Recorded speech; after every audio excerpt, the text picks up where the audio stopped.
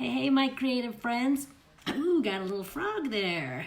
I'm Shannon from Shannon's Studio, and we are here to talk about creativity and having a creative life and what that looks like and what the thinking is before you even make your marks on a page or on a canvas or with anything. Hi, Trisha. And so we just talk about things that hopefully motivate us, make us have a mind shift so that we will start to think differently about creating. So today I wanted to talk about, first of all, I'll share a story. When Alan and I've known Alan since I was 15, and we knew each other and we became boyfriend and girlfriend at some point, and then he left on a 2-year mission, and then he got back, and we were still crazy in love with each other. And but there were extenuating circumstances, and so anyways, we got engaged a couple months after he got back, and the extenuating circumstances, and he broke up with me. And the thing is we got back together, and then after that, he broke up with me again. And we got together again.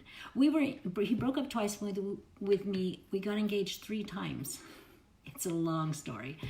But it's just like, I think about that now, and I just go, that would never happen. I would never do that now. I mean, yeah, but you're older and you're wiser and that sort of thing. But it's what happens when you're in love. You get crazy.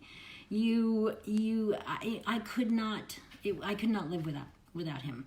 The extenuating circumstances were never about us as a couple, of how we felt about each other or anything. So getting back with him always made sense, besides the fact that I was obsessed. And when you're in romantic love, these feelings occur to you.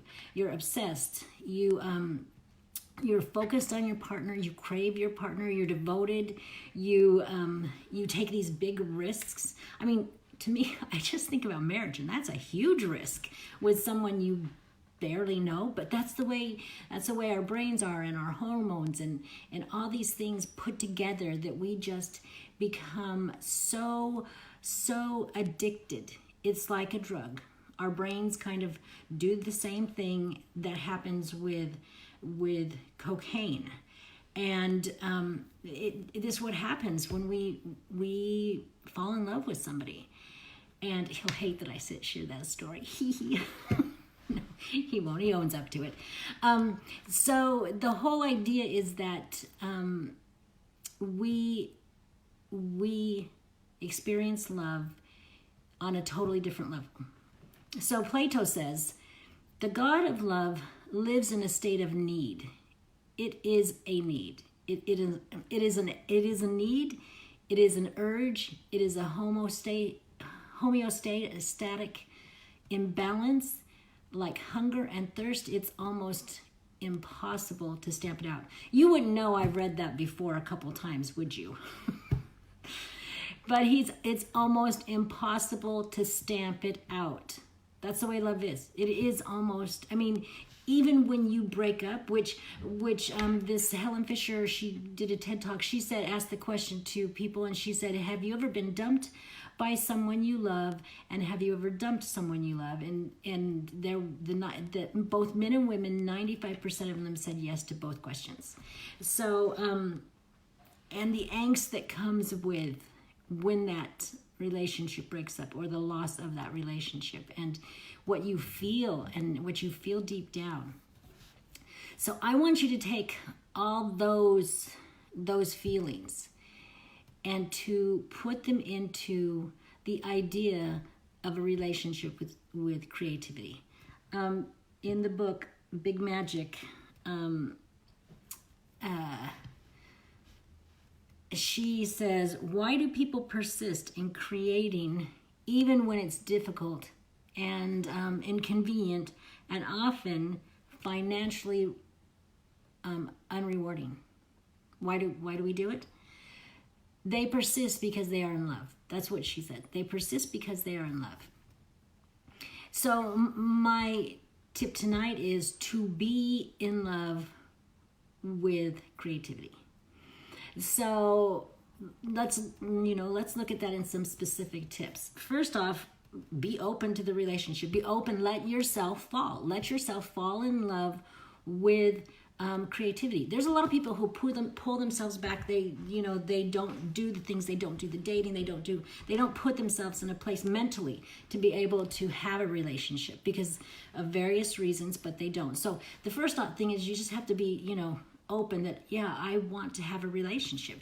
And now you know who the partner is. It's creativity. So usually when people fall in love, they're in the unloved stage for about 2 years.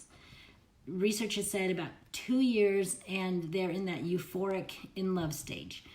And so when they're in that euphoric stage, you do those love obsessive things. You dote on them, you focus on them, you take risks, you devote your time, you buy them gifts, you go meet them, you do things to develop that relationship. You're putting all your eggs in that one basket. You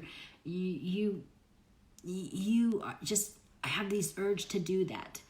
So that's what happens in the 2-year phase. So, let yourself focus on creativity, risk things to do that, risk time. So then another tip is, man, my eye is really bothering me tonight. So another tip is to,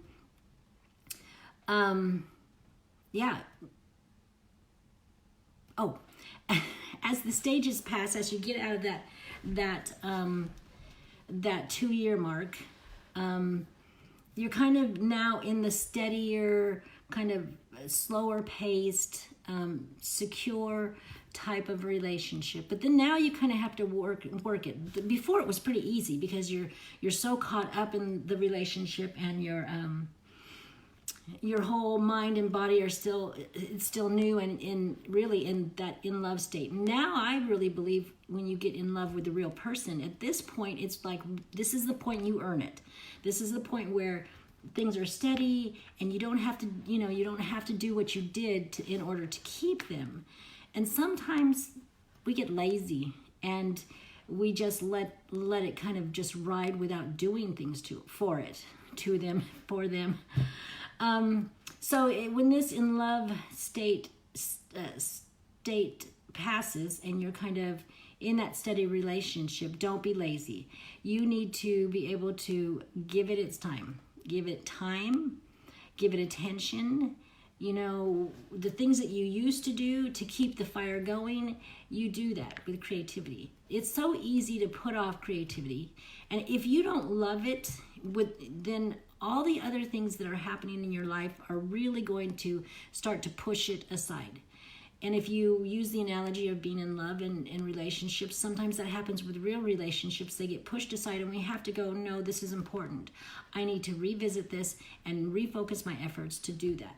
So, I could tell you all the benefits of creativity.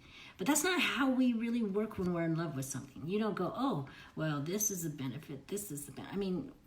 You might have a list, but it's not really the deciding factor because that list can go for numerous people. You really see the value in that individual, the value in your particular relationship with that individual. And so look at it. Be jealous of the time. Be jealous if it gets away from you. Make sure that you are putting your all into your creative time and building that creative relationship so that when you've gone a couple days that you go, whoa, wait a minute, I haven't done anything creative. And you start to feel those benefits, because on my website I have a list of benefits. When you start to see those benefits going away, or you see yourself not doing it, you can look and see, I'm going to be missing out on these benefits. I'm going to be missing out on this relationship. I'm going to be missing out on how it builds me. Creativity is like a love partner that loves you back. It gives back to you in huge ways. And I really can't say it enough how much I really feel like everybody needs to value and act on their creative side. But women in particular, moms in particular, there's so much giving that we do for our children, for our family, those around us, that we need to have creativity in our lives. It's a need that, because of what it gives back to us, it builds us so that we can take care of those people. So we can because we're taking care of ourselves. We've talked about creativity is self-care. There was a video on that previously that I've done. Really, it's truly taking care of us. So make that relationship. So the tip is fall in love with creativity, have that relationship, see the value in it, and do that. For me, I don't know if I told you this earlier in the video, but creativity is my drug of choice. That I really feel that, because I feel that obsessiveness with it when I haven't done it for a while, because I know how much it has benefited my life. It truly, truly has. So that's the tip. Fall in love with creativity. And remember, you have a creative heartbeat. And I will be back tomorrow. Bye.